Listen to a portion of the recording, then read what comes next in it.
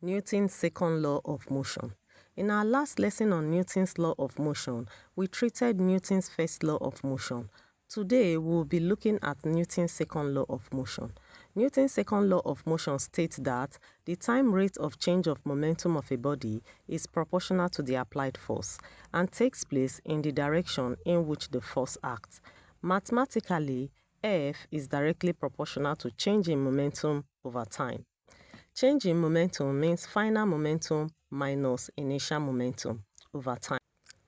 But final momentum is equal to mv and initial momentum is equal to mu, where u is the initial velocity and v is the final velocity. Substituting in our value for momentum, we have mv minus mu over time.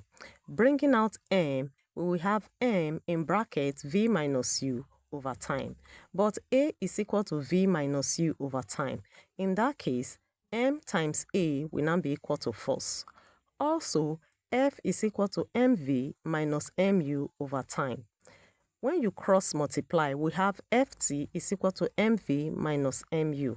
And we know that Ft is equal to impulse. That means impulse is equal to MV minus MU. Newton's second law of motion means that a larger force applied to an object will result in a greater acceleration. For example, a stronger push on body A will make it accelerate faster than body B. Also, for a given force, an object with more mass will have less acceleration. For example, a tennis ball can be thrown much faster than a shot put because the shot put has greater mass and therefore requires more force for the same acceleration. The acceleration of an object is always in the same direction as the net force acting on it. Now let's take an example. Example 1.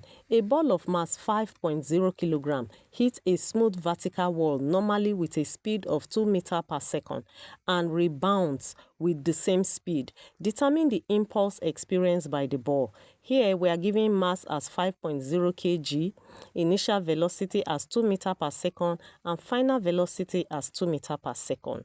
I therefore is equal to Ft, which is equal to change in momentum. We should remember that u and v are vectors, so v is equal to minus 2 meters per second because of its direction. In that case, when we substitute in, we have m in bracket v minus u. Then we substitute for mass 5. And for v and u, we have minus 2, and that will give us minus 4.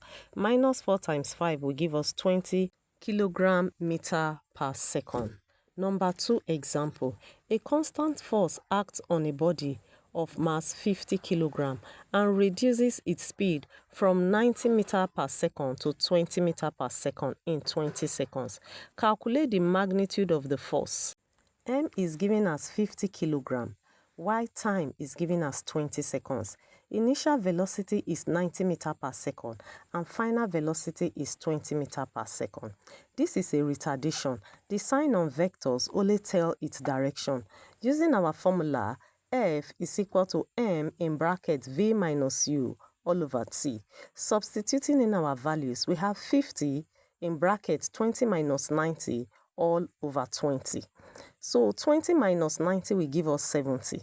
So we have 50 times 70, which will give 3,500 divided by 20. And our final answer is 175 Newton. I would love to hear from you. You can share your thoughts in the comment section below.